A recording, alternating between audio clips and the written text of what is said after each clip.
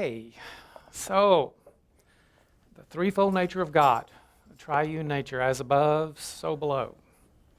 I want to start off with the emerald tablet. True without falsehood, certain and most true. That which is above is the same as that which is below, and that which is below is the same as that which is above, for the performance of miracles of the one thing.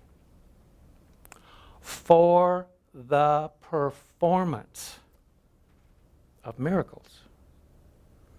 How do we do miracles?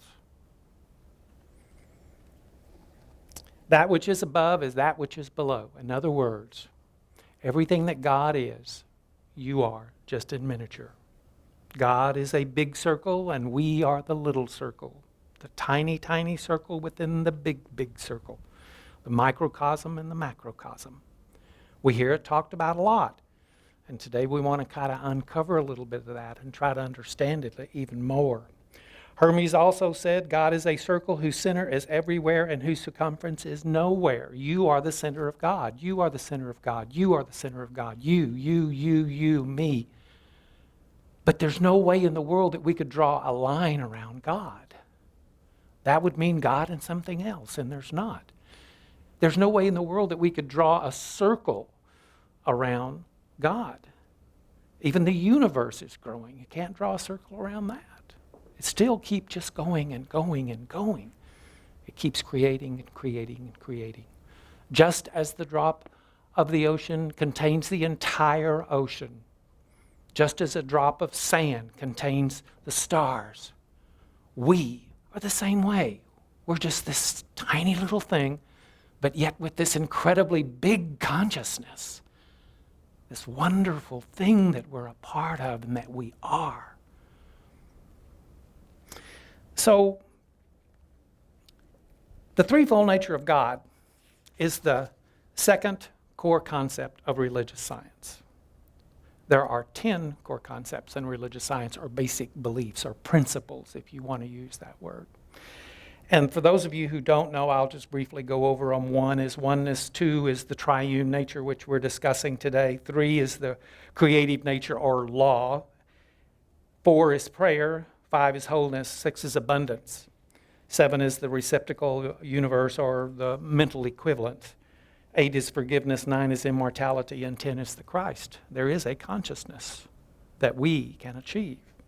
I broke these down and just made one sentence out of each one of them so that you can understand a little bit. 1 is there is only one cosmic reality. 2, you are a little circle within a big circle. What we sow, we reap. Good is eternally available. Freedom is our birthright. There is an infinite source. We live in a give and take universe. We make our own heaven and hell. God only knows life. That's immortality, number 9. And 10, the Christ consciousness. So we want to talk about the triune nature of God, and we want to use the religious science teaching symbol. Can we have that first slide up? Lao Tzu, the Taoist sage, said, Tao begets 1, 1 begets 2, 2 begets 3, and 3 begets all things. 3 begets all things. Spirit, soul, and body. God is spirit, soul, and body. We are spirit, soul, and body. You want to go to the second slide? Let's break that down a little bit. You can also say conscious mind, universal subjectivity, race consciousness, the law, soul. I'm looking at the center right now. You can also, at the bottom, you can call it body, you can call it form, you can call it effect. But what happens is that spirit moves through, that V that's pointing downward, it moves through a power or a process and becomes the things that we know on this plane. Now that's the good news. Here's the bad news. That's us too. And we can think of a lot of things and we actually set them into law even though we don't mean them or want them. But we still do it. We use the same process. It's a pattern. It talks about it in the Bible. This is a pattern, spirit, soul, and body. You can also very, very simply call it the seed, soil, plant. There's many, many different ways you can look at it. If you go to the next slide, I want to go back to this for a second because of the V. I think the V is very important for us to understand. If you take away the circle and the two lines that separate the three parts, you come up with that V that goes down. That's a descent of spirit into form. It also means that everything comes from spirit and eventually goes back to spirit. On the other hand, if you look at it very closely and think about the ancient symbol for the goddess, the female, the womb, we're all pregnant with spirit. We're all of us. Every time we think, we are impregnating this wonderful system, pattern, if you will, of life that keeps on evolving and keeps on growing and keeps on growing. Sometimes we know that this is working because we're really enthused about something and it's just a big old yes, and then it happens right away, and we know that we've used some sort of a process. This is the process. The first time I ever saw the teaching symbol, I thought to myself, wow, if somebody could have taken a picture of the Big Bang, this would have been it. Spirit, God, pressing against a power and exploding into everything in the universe that we can imagine. Every time you think, you have a little bang that's just exactly like the Big Bang.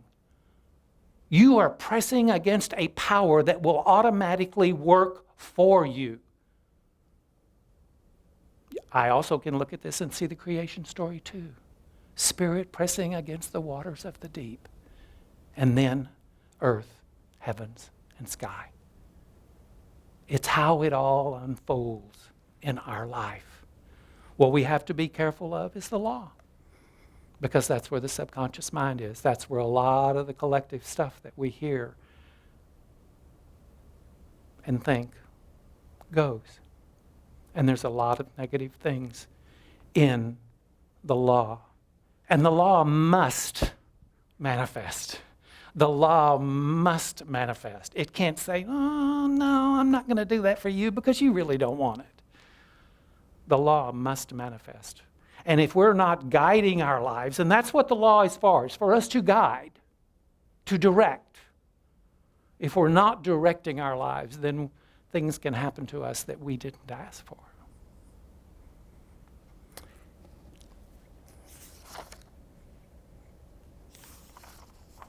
The law is meant to be directed.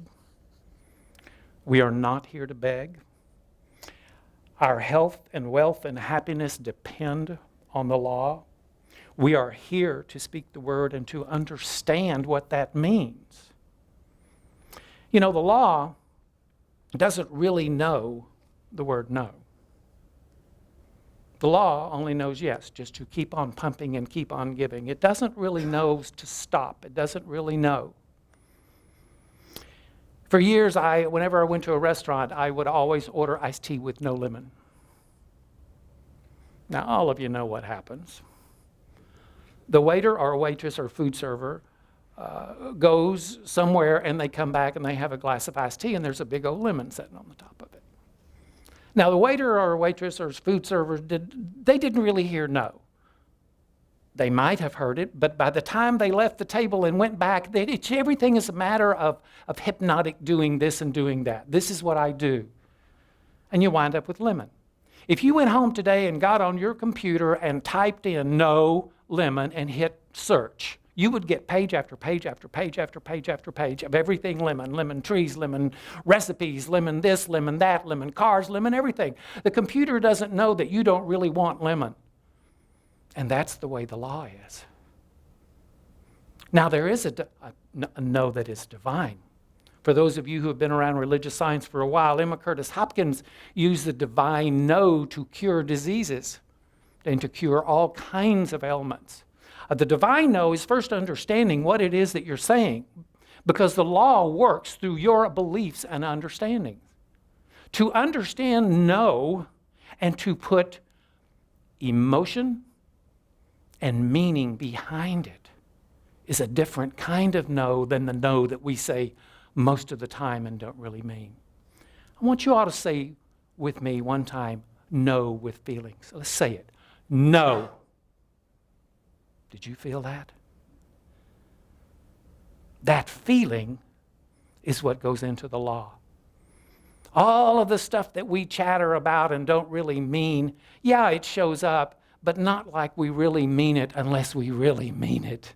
We have to put feeling and emotion into those things that we really desire. Ernest Holmes, the founder of religious science, said that it's the fire in the belly, and that's what he's talking about.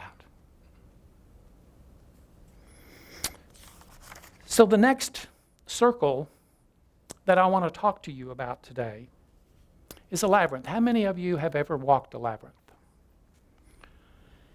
It's a very, very, very strong and powerful way to open yourself up to Spirit.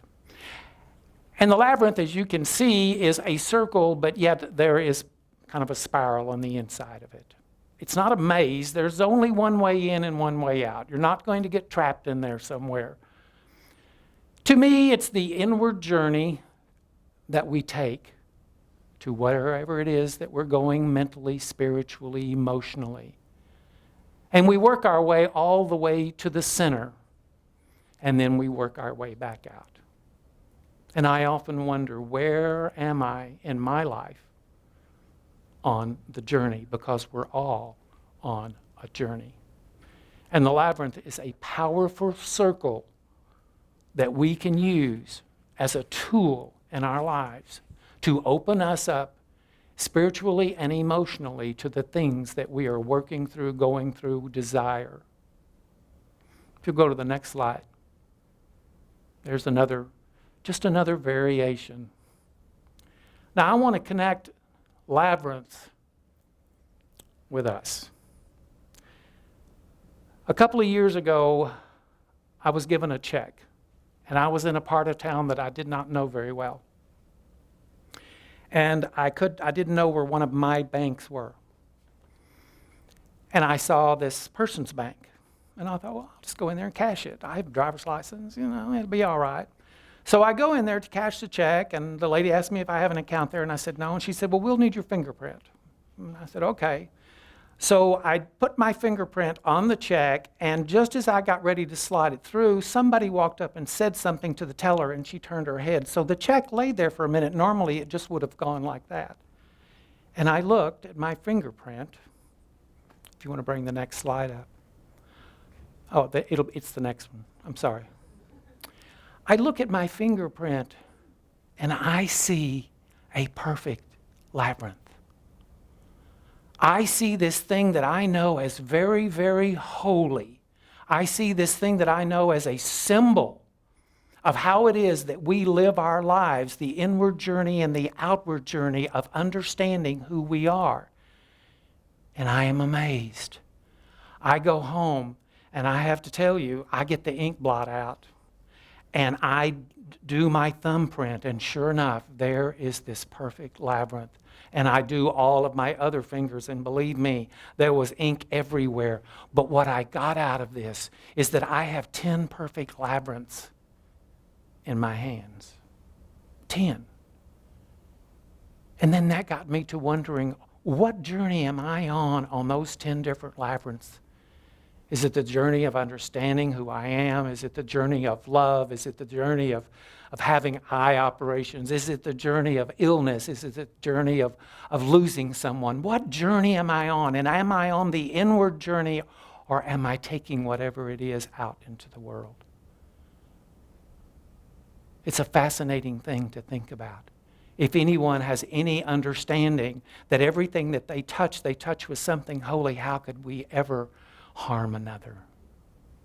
How could we ever use a holy symbol to harm someone else?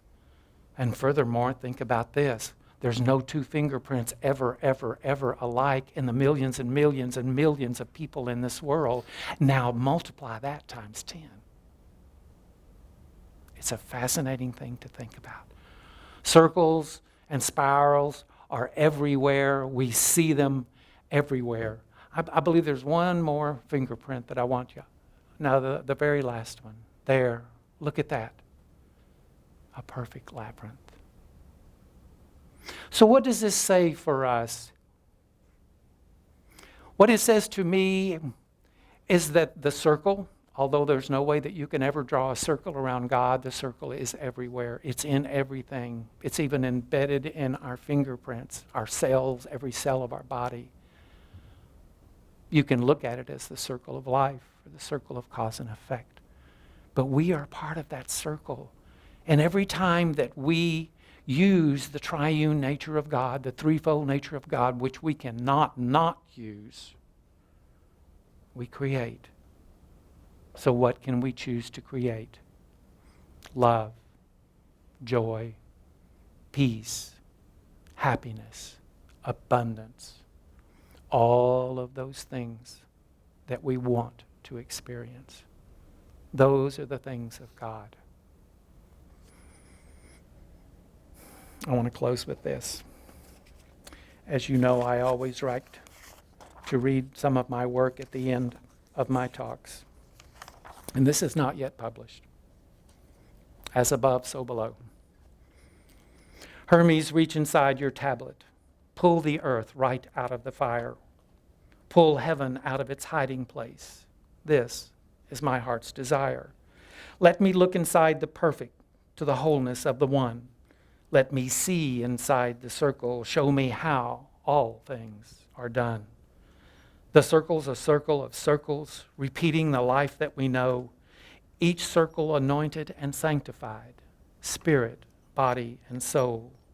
Inside the circle, a pattern, 3 begets all that we know, emulating our sacred maker. As above, it is also below. The little and the not so little move inside this ring, forever within this holy circle, every living thing. Vessels are only made of earth, bodies are merely clay, but nature's a lasting procession. The circle never gives way. How many rings in the circle? Infinity houses all. Hiding inside adaptation, the great becomes the small. Hermes, write in your tablet what mystics already know. Everything lives inside one truth. As above, so below.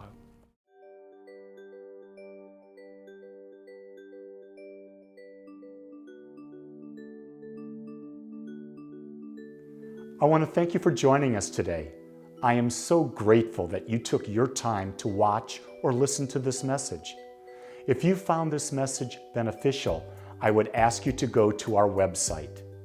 Once there, click on the Contribute button and experience the joy of conscious and purposeful giving. It is through your gifts that we are able to bring this message to the world. I would also ask you to please share this message with anyone you feel might benefit. Again, I want to thank you for joining me and the Agape community as together we bring joy to life.